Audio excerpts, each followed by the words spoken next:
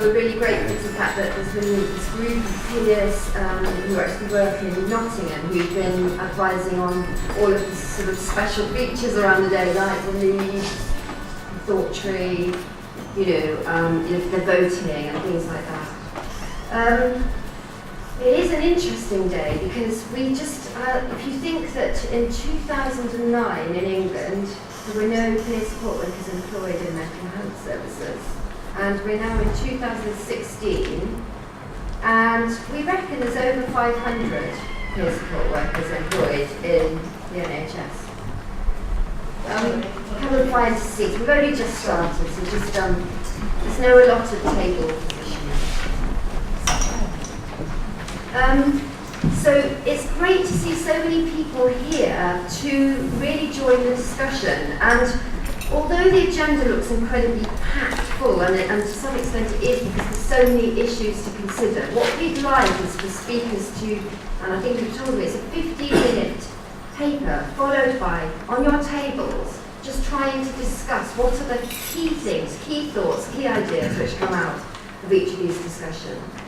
We really want to stimulate thought. We're not trying to prescribe any right or wrong way of doing things, but kind of stimulate further thinking and creativity and really for you to go away and make sense of it of what you're hearing here today. There is one paper that isn't going to be on the agenda, and that is Sandra Patton at 12:05. She was due to speak after the break, and she won't be here. She's been unable to get here. We will have some thoughts about that particular issue, which is the kind of role of peer support in involvement activities. But it means that we might adjust the timetable as we go through. If people take a little bit longer, we might just adjust the timetable. We've got a tiny little bit of flex.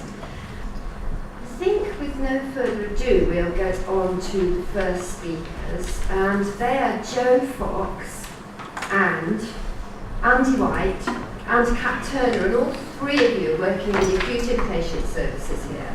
And this is a really hot debate, really, about whether peer support workers should be trained in the management of restraint, management of aggression, and what role we should play in restraint. And I'm hoping here we'll hear a little bit about both sides of this debate. So welcome, here you come. Thank you for inviting us to be here. I'm Jo Fox. I'm a ward manager on a acute ward catering for females. And in my career I've worked on a ward that I'm at now. I've worked on another acute ward and a psychiatric intensive care unit, where I've worked with peers in each different area that have all worked in slightly different ways. I took a bit of a liberty because Andy was working with me today and invited Kat to join us. I'm Kat, I'm here at HCA, Birmingham Renton with James the King. I'm Andy, I work as a peer stroke HCA. I've spent 3 years working on an intensive care unit ward and now working on acute ward last year.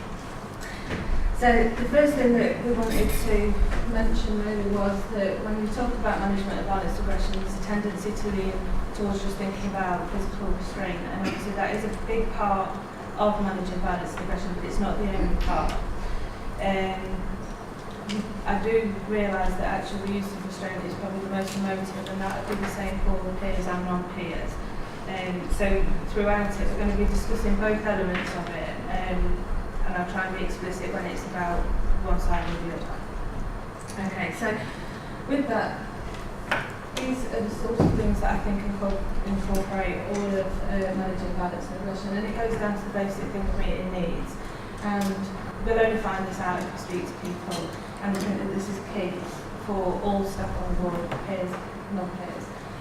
We provide information, having difficult conversations, because all three of us work on inpatient settings, so that will be people that are there voluntarily as well as people in section. So there are difficult conversations, so we sometimes can't meet people's needs, and by having open and honest conversations we can hopefully prevent things from escalating further down the management pathway, I suppose. Then there's the de-escalations before you move on to the more physical sides, and within my career, the peers that I've worked with, there's been some that have worked within the first 5, and there's been some that have worked within all elements of that with different experiences. If these things at the beginning are done properly and well with the right people, it can prevent actually getting into the more restrictive practice.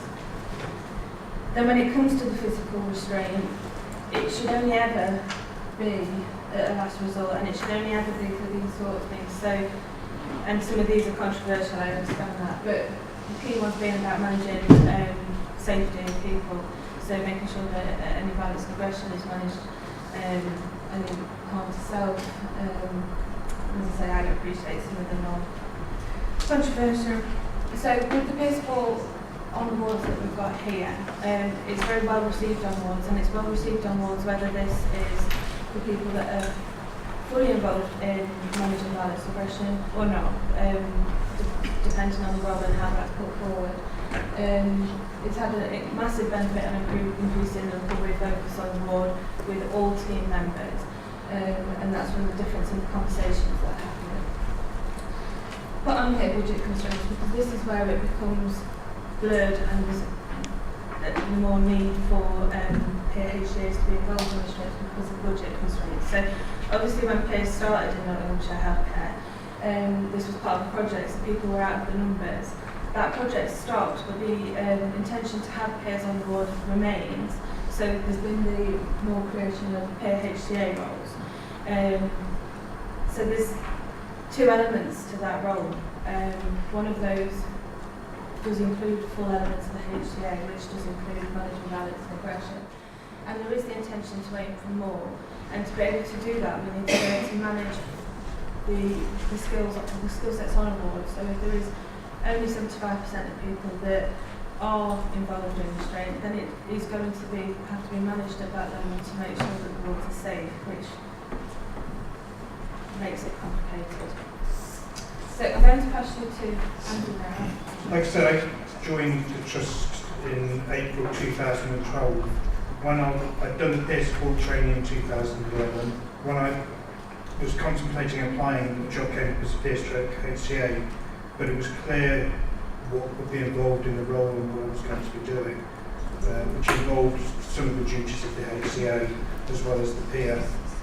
When I first started, I worked in an intensive care unit, and my experience set wasn't there when I first dealt with management of violence and aggression, and I struggled for a little while because it was just completely alien to me about how to deal with that. But as I got better in terms of developing my skill set and my confidence, I'd never say I got comfortable with the management of violence and aggression. I'm still comfortable now, but I became safe to use it. But I also found that my de-escalation skills and my listening skills and my being with someone when they're most distressed, it was quite invaluable. And sometimes when you're doing peer support training, I found that if you weren't at somebody when they're really at the most distressed and low, then you're missing something where you could add a bit of value. And that really has helped shape my past 4 years of working. And like I said, I'm never comfortable with having to do some of the things, but I don't care, I'm safe. But when you look at somebody's stress and being there and listening and promoting recovery-focused language when they're distressed and promoting just active listening and just actually being supporting there to the person, and you see that when you meet them afterwards, whether it's 6 months down the line or when you're back on the ward. I don't think I've actually jeopardised a therapeutic relationship with anybody that I've had to do. The point where you raised those 7 points and getting down to the ones at the bottom, I don't think I've jeopardised any relationship. I've just enhanced the relationship with people. So I see it as kind of a key part of my role, and to be actually able to de-escalate and listen when someone's in distress has not only developed me but helped people, and that's why I do the job, and that's why I think it's quite vital that as a peer stroke HCA you do those activities and duties. Also, when you're in that environment, you've got an ability to demonstrate a way of language and a way of dealing with people that could possibly have an influence on your colleagues as well who are in that environment.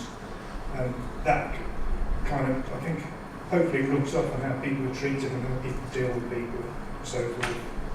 And like I say, it's really, you still as a peer stroke HCA, you can work people's recovery plans, you can chat, you can go on escorts, you can serve lunches, you can make beds in a peer-focused way, but it's like a complete package to be able to be involved in some of the stuff that we try to avoid at any circumstance. And lastly, because of my skill set in terms of de-escalation, I'll take a lead on no force first. So if we do have to do any of those elements at the bottom end of the first slide, then we will go back to the service user and talk to the service user and get their perspective and listen again, a little bit after the event as well. So it's like a holistic practice, and that's why I do the peer stroke HCA work.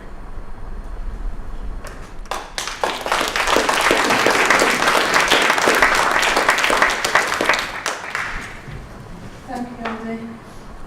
And then I'm going to pass you straight on to Kat.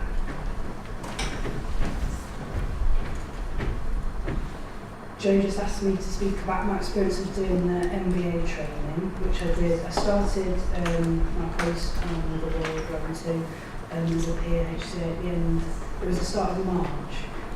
So when I did the training with MBA, it brought up quite a lot of emotions. So I've just written a little bit about my experience here. So while I was doing my training, I hear of colleagues who are involved in up to 20 restraints a day as I chat to new people I meet during my training week. This concerns me. So many questions running through my mind as we learn and practice the techniques. Here are my thoughts. Do certain patients become known for needing restraint? Are patients in a cycle of learned behaviour? Do they react and we respond, and the pattern repeats? When the need for restraint arises, is it carefully planned for individual people? Are people's history taken into account? Past abuse, claustrophobia, ethical issues around different genders being involved in a possible restraint? Do we give patients the time to calm down and regain control of themselves before we move to physically holding them? Do we use our words enough? Or have we already decided they won't be effective with this patient as it hasn't worked for them in the past? Could we be preventing them from moving forward in their recovery? Are patients being given a full debrief? I'm fully aware of a busy ward now and the demands to manage the everyday pressures of working in a clinical environment. So often we don't have the hours in the day to provide the individual care patients need to feel valued and cared for. Can an increase in one-to-one time reduce the need for restraint? Can we focus more on managing distress before it turns into violence and aggression? Could physical activity, where appropriate, reduce the build-up of tension and restlessness to reduce the need for restraint? Are side effects of medication being monitored carefully as individuals all respond differently? Could some be increasing irritation and restlessness, leading to people losing control of themselves? Is living in a restrictive environment contributing to patients not having the space to release frustrations and emotions?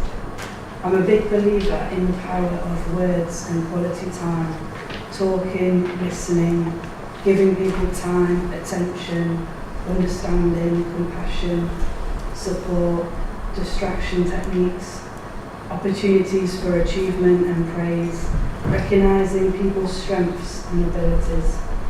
Could this all help patients to regulate their emotions and try and keep in control of their behaviour? I feel we need to support people to work towards taking responsibility for managing their own violence and aggression. As a peer, I feel very uneasy about being involved in restraint.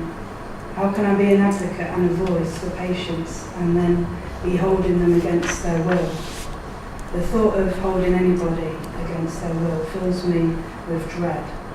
I would like to make a positive difference in my workplace, and I now have a clearer understanding of restraint and the need to maintain a safe working environment. I have a duty of care for patients, staff and myself, and to be equipped to fully provide the nurture, protection and safety to the precious people I'm here to care for. I feel I will need to face my own fears around managing violence and aggression. Who knows how I will react when I see where I'm involved in my first restraint, but I feel confident I will not be on my own and I have a very supportive team around me. My MVA training was a very interesting week and it raised many questions and emotions for me as a peer support worker. I'd like to hear more training around verbal de-escalation techniques to support somebody to calm down and regain control for themselves. After I finished the week, I wrote a poem about how it made me feel. I called it The Power of Words. Who am I to hold you still, to bring you down against your will? Can I take your freedom away, to walk, to run, to move through the day? Can words not be enough to give, to help you find peace to live? To put my hands onto you, who am I to do this to you? I'll sit with you till you feel safe, to listen, to care, to help you face emotions, fears, uncertainties, pain within, a longing to be free. I see, I feel, I hear your cry, from deep within, I see in your eyes. To fight this battle, to step on through, the strength you have, I see in you. A hand I will not lay on you, for only you can find in you all the answers, all you need. I'll be right here, you will walk free. We stand together, lift your head high, nothing to hide, we share, we cry. Safe, secure, I'll give to you, time to heal, time to renew. Nurture, care, a gentle hand, to steady your step, to help you stand. Growing, moving, reach for the sky, there's life to take, learning to fly.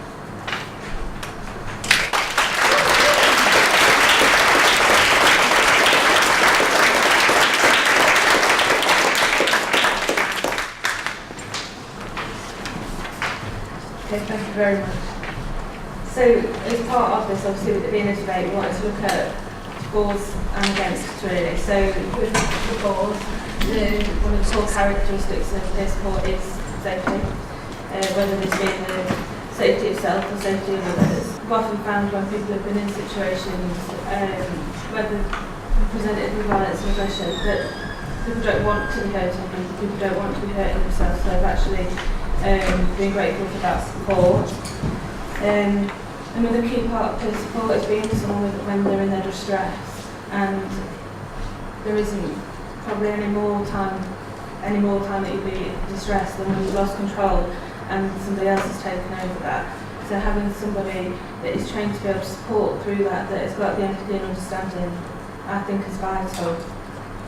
The need for advocacy within restrictive practice, as Andy said, having people there to advocate for you is vital. Being able to stand up and say, I'm not keen on how you're putting that, I want to question afterwards. And as well increases the opportunity to increase peer work on the board. Being able to be involved in all different elements of tasks and roles on board means that we can offer more roles out for peer support workers alongside additional roles. So the big four is de-escalation. I think that personally, de-escalation is really hard to define, it's hard to teach, but it's clear to see, and that is where these primary skills come into place. And the person focus, listening, supportive and open-minded is some of the core skills of peer support workers, and this is where it's vital to be involved in the de-escalation. And I think that is... Sometimes as a peer or very good HCA, your input right at the beginning with the de-escalation skills can stop it going all the way down to the bottom. And that's, you do that countless times during the working week with people, and countless times you actually bring it back, the first few steps of the action. Yeah. And one of the things with de-escalation is I could try to de-escalate someone as a staff member and not get fired because I'm not a peer, and so don't have that relationship with people.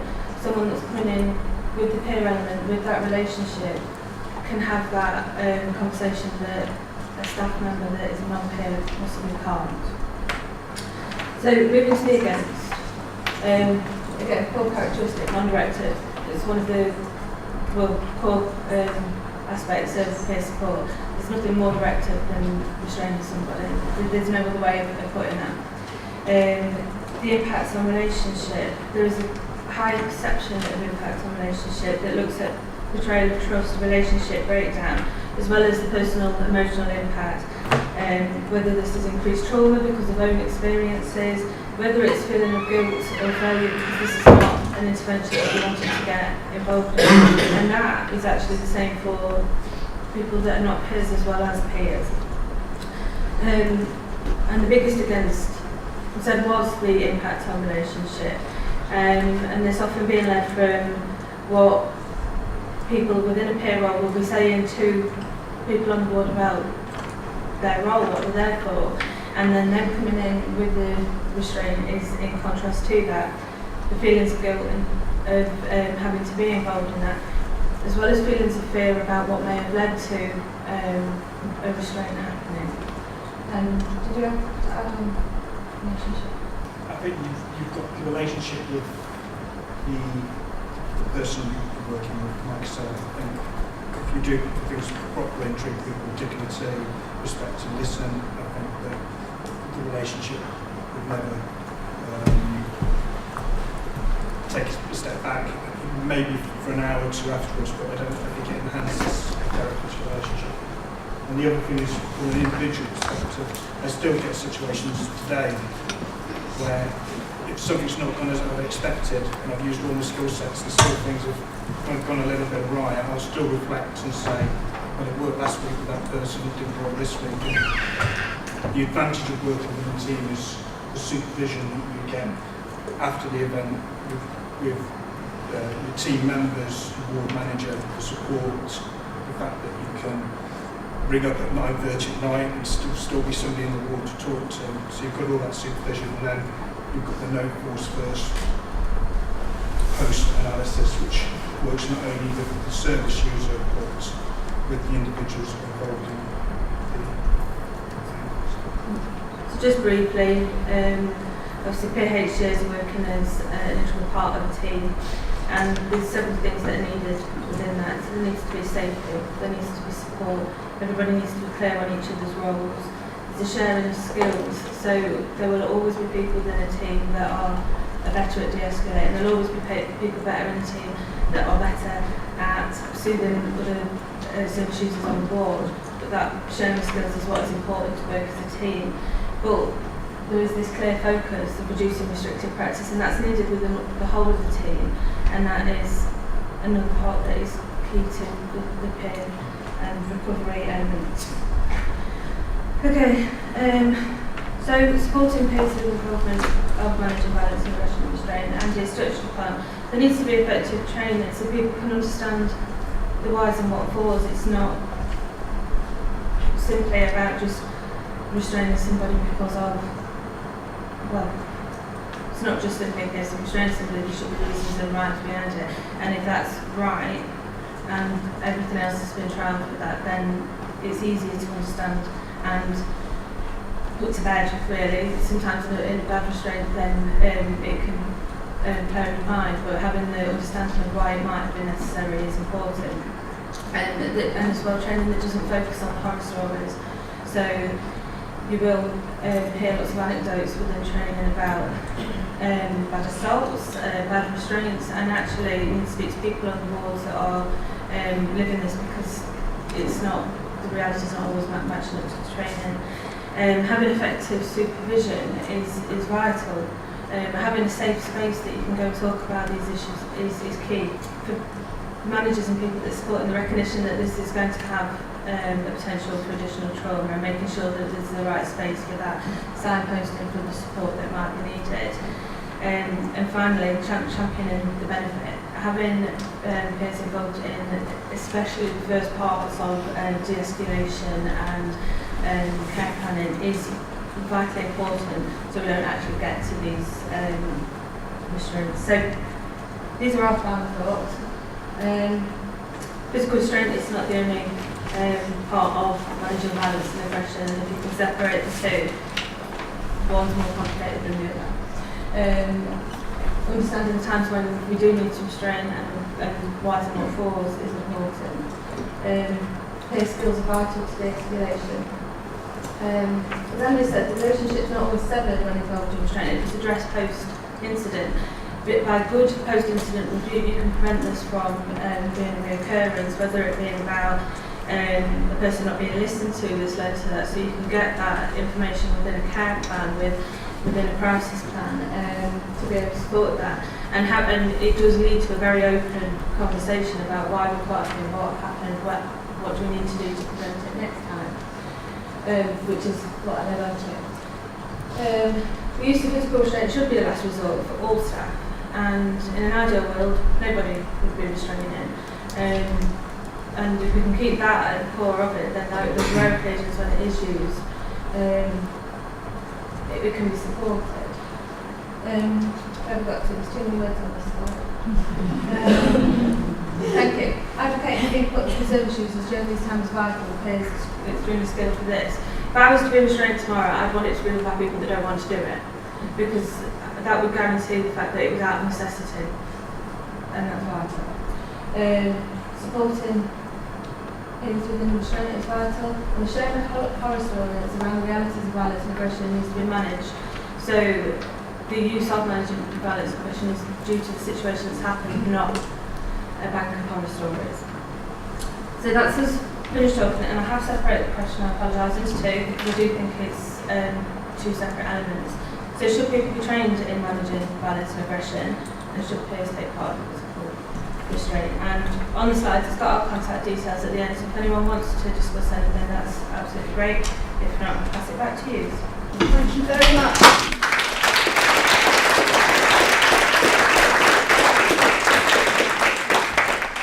If I were to be admitted, I would like to be admitted to the ward where Joe and Andy work. I love Joe's completely understated way in which there's so much wisdom actually in that. But what we'd like you to do now is just on your tables, and I can see that we've got some very small tables, so you might want to join, you three might quite like to join that table, or this table, but just have 5 minutes just discussing what you've got from that, what your feelings are about that, and then after that 5 minutes we'd like everybody on the table to vote to this, but I'll tell you at that point, okay? So just a conversation now. I think what we were saying is, and if peers are working in a situation where we think that physical restraint is a bad thing, we shouldn't be using this, and if we do, it is a failure that we need to reflect on and work out how not to do it again, then yes. We also talked about peers being involved in the training of management and violence and aggression, and not just any old peer, peers who have themselves been in a position of being restrained. Thank you. Blue, could you ask for a comment from table 7?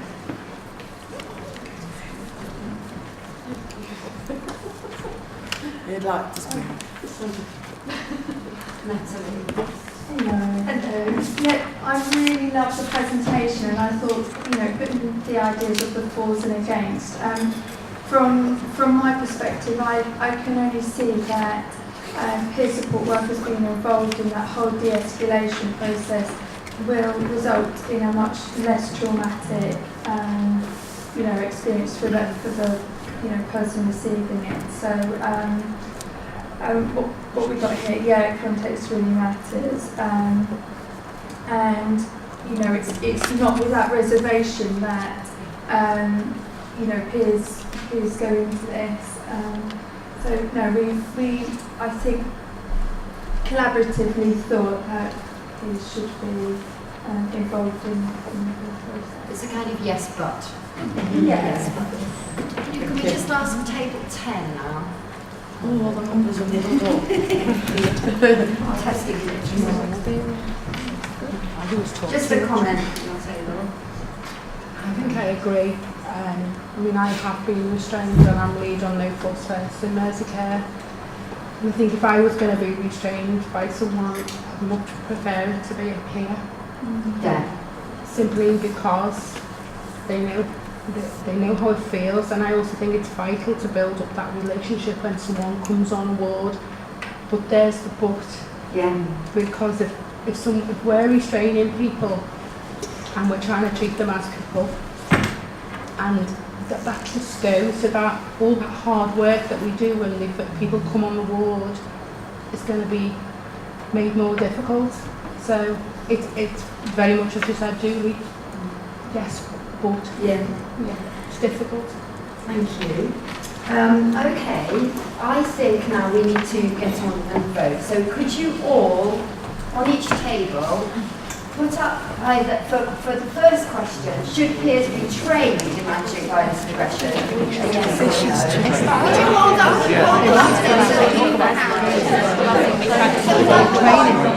For A, should peers be trained in managing violence and aggression?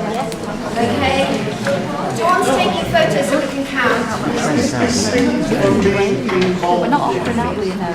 No, this is should you be trained in.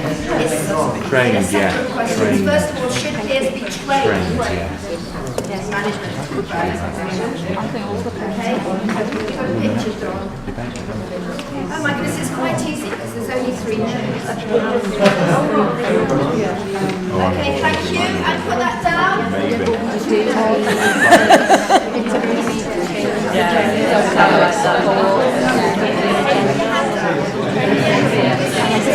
at the back. Can we explain our role? Can you explain your no? Yes. Some of us felt that when you train people in management of violence and aggression, that it opens the door to for peers, workers to be involved in management and aggression. We did agree that people should have training in skills of de-escalation. Yes. Yeah. But we would say no, some of us would say no to it being worded in that way and seeing it as an open door to, if you have the training and if the situation arises, then you need to be involved. If you have to have the training, you're less likely to be made to get involved. That's good. Yeah, you'd second that from your discussion. And certainly in Recovery Innovations in Arizona, where Rachel and I trained in peer support, they stopped all training in management of violence, but at the same time as they stopped the use of restraint. So they said restraint shall not be used, so therefore we do no training. But we're asking the question, and partly we heard on one table, actually I'd like to be trained so that if a colleague was in danger or other patients were in danger, I know how to keep them safe. But we're not so much into the ins and outs because there isn't a right or wrong answer. This is about thinking. But the second one, I think we'll have more of a mixed response here. So should peer support workers take part in physical restraint?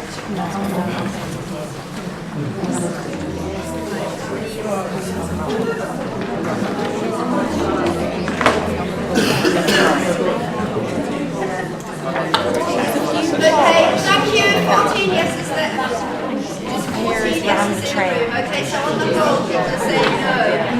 They still, yeah. Interesting. Yes. What they're employing on the if they're a HCA award and they're part of that multidisciplinary team as a HCA with lived experience, then my vote would be yes. They should. If they are purely a peer support worker in a different role and not employed as a HCA, then that's a completely different context. Yeah, they are two different things, except that actually the majority of places now, because of the economic situation, peers are needing to work in HCA roles as a peer support worker in the way that we've just been discussing. That's wrong.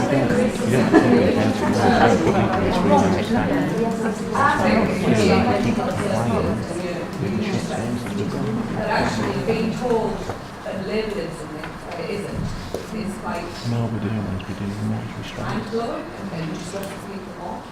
Have you got a mic? For example, Yeah. when it isn't. So I would prefer a HTA with lived experience to be a HTA with lived experience than a peer to be a HTA with lived experience restraining somebody. It's actually telling somebody we're equal and we're together in a mutual reciprocal relationship, but ultimately I have an awful lot of power over you. Then actually the people who are very confused by trauma and how they're being treated, then that psychologically massive. So actually There's a massive response to that, because whenever there is a response, and we will come on to this I think later, which is whether peers can, in fact any peer that's paid to be employed in a service can have that equal relationship anyway. And I think we're going to be talking a bit, Steve's going to be talking more about that later on. There are, yeah, the job description differs in every, there are different job descriptions in every trust, so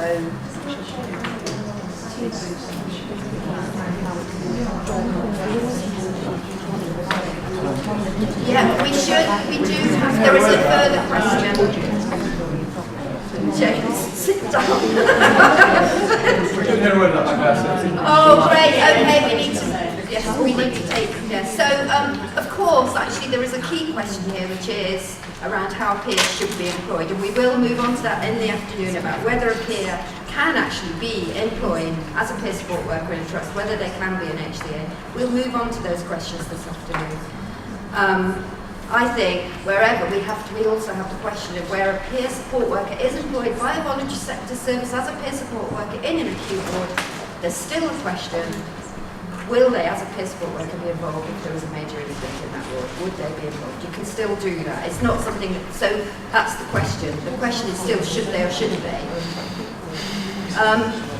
And I think there are, and I'm thinking there is no absolute answer, because if you, and I think we'll come on to that a little bit with Leslie's presentation, where peers were employed through Mind into inpatient wards, and then what happens if they're in a team and there is a major incident and nobody's there to restrain? Are we actually banning them from restraining? So yeah, there's clearly massively strong feelings around this, and we'll move on. This is only the start of the day, and so thank you. I think go on then. Can somebody make a personal decision about that? I just want to question.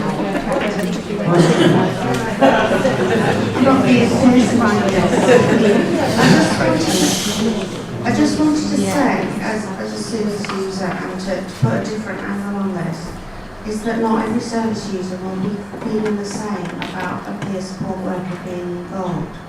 Because for some, they will want the peer support worker to be separate, to maintain that sense of trust, and you're kind of in there with me.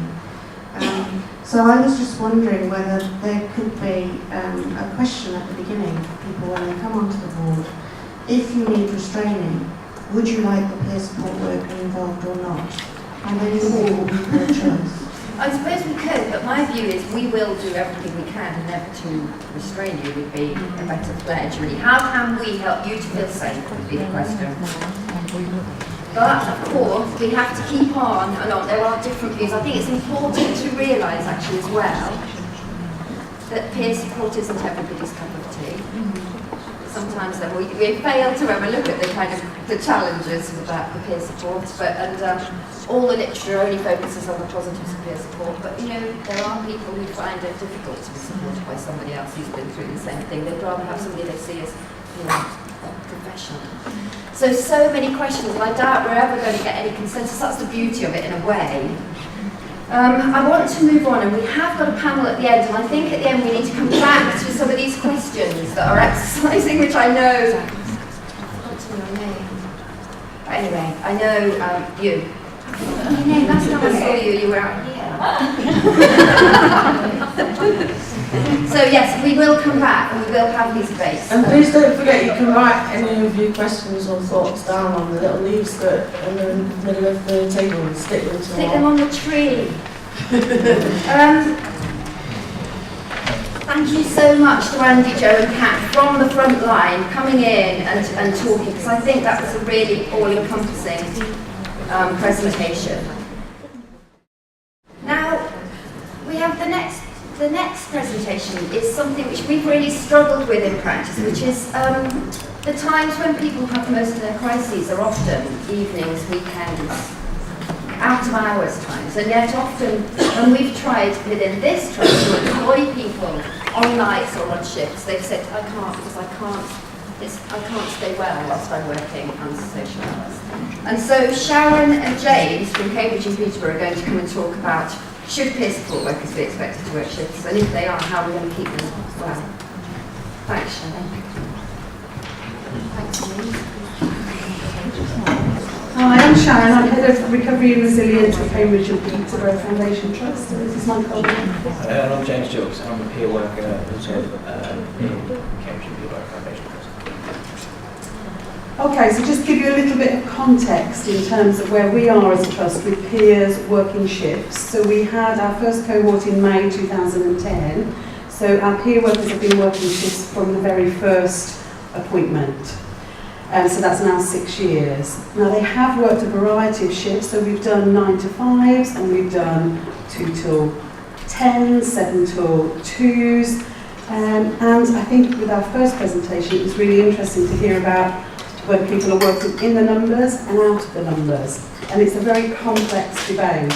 But when we first started, my initial preference was to have peer workers out of the numbers and supported by the OT team. And that was purely because, not because I favour OTs, it was purely because the OTs had a natural synergy to the recovery principles and doing things like group work, RAP plans, etc. So it seemed to work better that they were hosted within the OT team. And often the OTs aren't counted in the numbers. So it seemed to work a little bit better.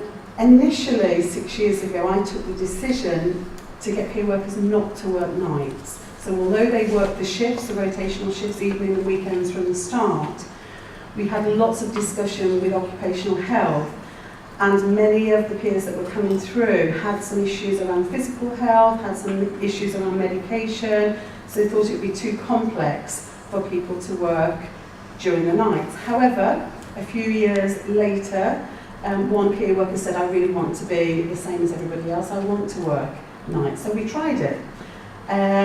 She didn't mind it at all, there wasn't a problem, but I think what people found actually, there was very little need for that peer worker. So we thought maybe it would help people perhaps in terms of their sleep hygiene, if people coming out being very distressed through the night, a peer worker could talk to them, but there was very little need for it. So we stopped doing that. So at the moment we have nobody who works nights. And I think just following the last debate, our peer workers are specific peer workers, so they're not HCAs, they are specific peer workers, and we've always kept to that over the 6 years. So some of the fears of working shifts, so when we asked peer workers, do you want to or don't you, these are the things they come up with. I'm sure it'll be very similar to where you're coming from too. So it will disrupt my sleep pattern, be hard for me to keep a routine if I'm working earlies and late. A lot of worries around the rotational shifts. So if they had something like a late and then an early, is that going to be manageable? In particular, due to kind of medication hangovers, that people feel perhaps very muzzy-headed in the morning, so would struggle with that. There was a worry about, again, being counted in the numbers, so being part of perhaps the nursing team. There was lots of discussion that peer workers wouldn't be able to get people off the ward. So we'll be very much stuck on the ward, and while that's very positive, again, we felt the peer workers' role was to get people off, get them home, get things in terms of social integration, family, friends, etc.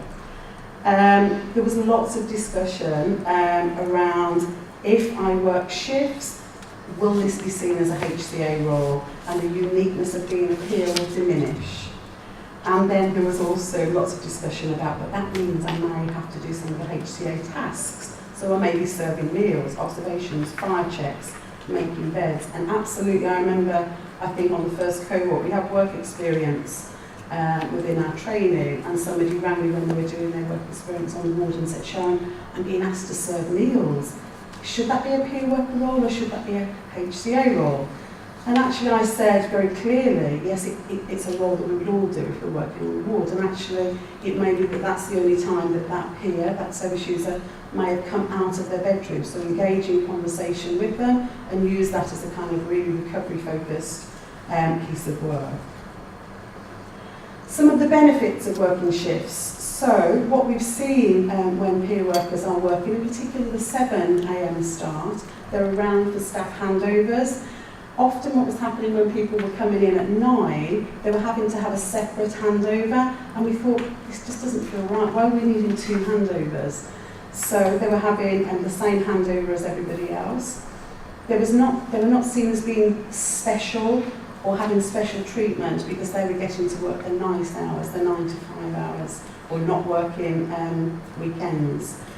Definitely more integrated in the team, so they can make a bigger impact on the existing culture. We've seen tremendous movement on our wards over 6 years, and the peer workers are very much able to role model a different language, a different culture. Interestingly, which is something that I hadn't thought of, but they seem to get invited more to social aspects of the ward when they were working shifts. So they were invited out socially more with people. They have more time to spend with peers at the weekend, service users, we call our service users peers. We have more time to spend with peers at the weekend when things are quieter, so they get also to see people visiting. So when their loved ones come in at the weekend, they're able to spend time with them too.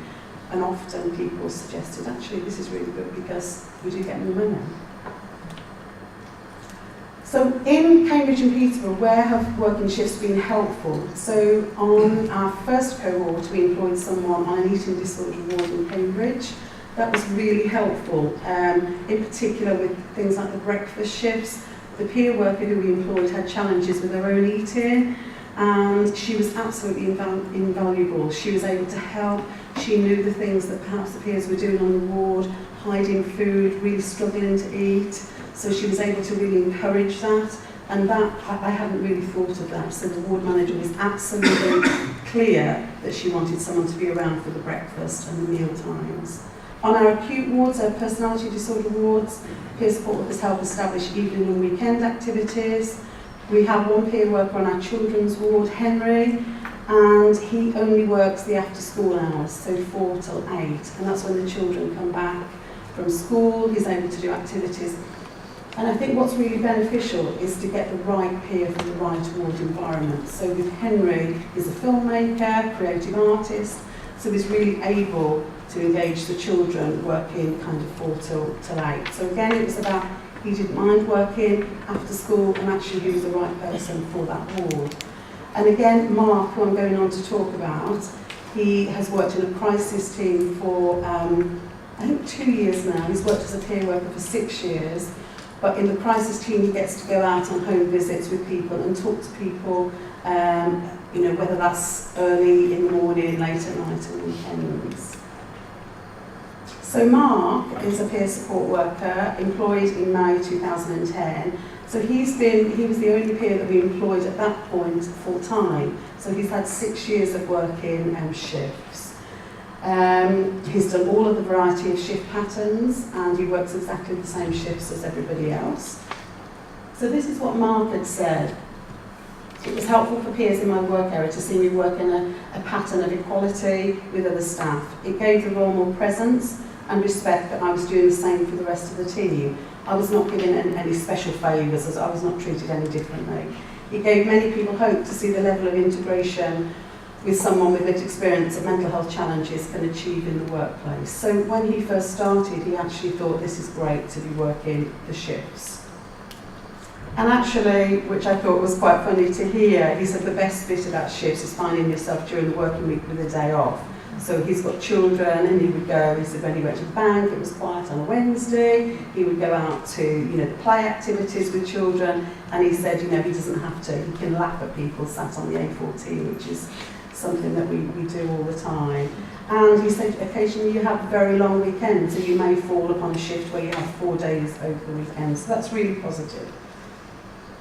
However, the challenge is, he talks about the shifts being a blessing and a curse. It can disturb sleep patterns. So when he first started, he had been working 9 to 5 before that in the NHS, so it took him a little while to get adjusted to it.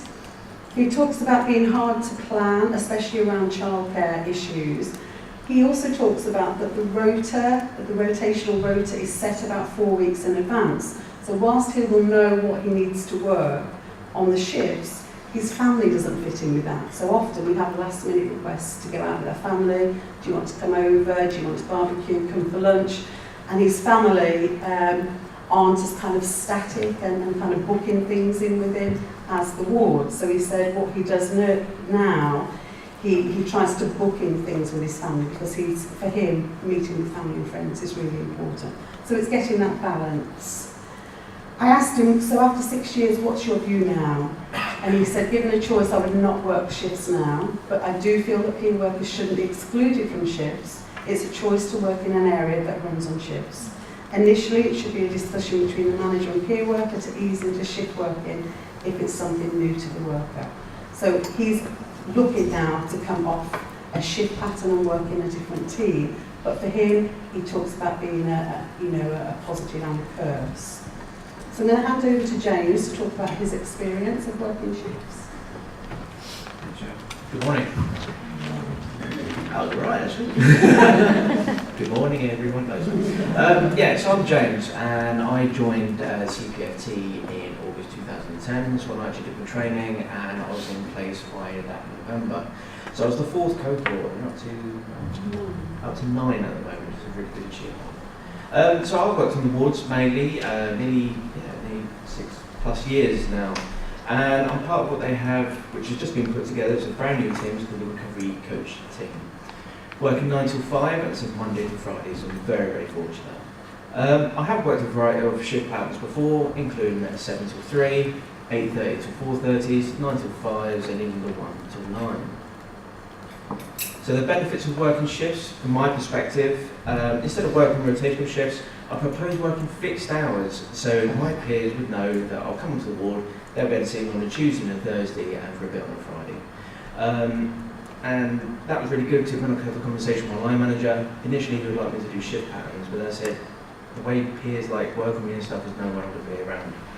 So, if I was starting at 7 AM, I help peers with a transition of getting up in the morning. That could be from taking their medication and then joining me for a group having a cup of tea in the lounge, watching the news, then rather going back to bed, which from my own lived experience being a peer worker, that was the first thing I did. As soon as I got my meds, I went back to bed, you wouldn't see me until about 11:30. Oh, it's dinner time, and that was my day. So, working shift patterns though, it did actually take some time getting used to working to a roster. And I felt this was something that I had, like an onboard calendar, making sure that I turned up on B shift and I was meant to be on an A shift or something like that. Never happened, but it's something that I had to get used to. But talking about shifts, work and all that sort of thing, 1 till 9s, that sort of stuff. As I said, I'm a peer worker, so I'm in my own recovery. And there's some really essential things that nourish me and assist me in my recovery, and that could be going to church or playing rugby. Playing rugby, I do a training on a Tuesday night, so if I was doing a 1 till 9, can't do it. If I'm working on a Saturday morning or a Saturday afternoon, can't play a rugby game. On a Sunday, can't go to church. So I have to negotiate like Sunday mornings, or for example, or saying, can I go training like this evening or something. However, this was a process for me to learn, and it's kind of trying to get that life-work balance, actually thinking, hey, my life's going into another direction. Why don't I try it for a bit, and I can actually start working on my work aspects of my life a bit more. So yeah, there was a certain elements of discovery there as well, and it was just really just seeing the new direction of actually working these shifts. So after 6 years, I feel being a peer worker, if a peer worker wants to work shifts, then do. It's a great experience. It certainly brings teams together. You work together a bit more. You get to know each other as well, which I found was really, really helpful. Being part of this team breaks down any stigma that I wouldn't be treated, but even in mind, if I wasn't working the same shifts as my colleagues, I'd feel like I'm not contributing as much, or perhaps have that opinion about myself that I'm not contributing as much as anybody else on that team. And that reinforces recovery, that I can actually do a job just like anybody else would. However, it's really important to ensure that you maintain existing social supports and activities. Okay, so just to kind of conclude really, I was absolutely adamant from the start that peer workers shouldn't be working the shift patterns, but I've actually changed over the 6 years. I've seen such great changes on the wards that actually I do now advocate that peers should work all of the shifts that they want to, including nights. If people wanted to do that, we could try it, and maybe on different wards it would be different, but certainly for the ward that peers were working nights on, actually we didn't feel it was worth it. However, the things that I do is I'm really clear in all of the adverts of the shift patterns required by the team. So we've got a couple of adverts out at the moment. One is 9 to 5, the other one is the rotational shifts. So again, when people approach us to ask about that, we ask them to go and perhaps do a shadow shift on the ward, speak to the manager just to make sure that's right for them, that it will fit in with their work-home-life balance. We've also used occupational health and access to work quite a lot to help us be creative in supporting peers to manage their shifts. So we've just had a peer worker who was successful in the post. He lives in Fens, but actually wants to travel to Cambridge. So at his interview he asked, is there any negotiation in the 7 a.m. start? And they said, absolutely not. We need someone who can work from 7 a.m. So he contacted me really upset. What can I do about this? So we contacted Access to work together, and we managed to negotiate that he's getting a taxi now from his home to Cambridge for his 7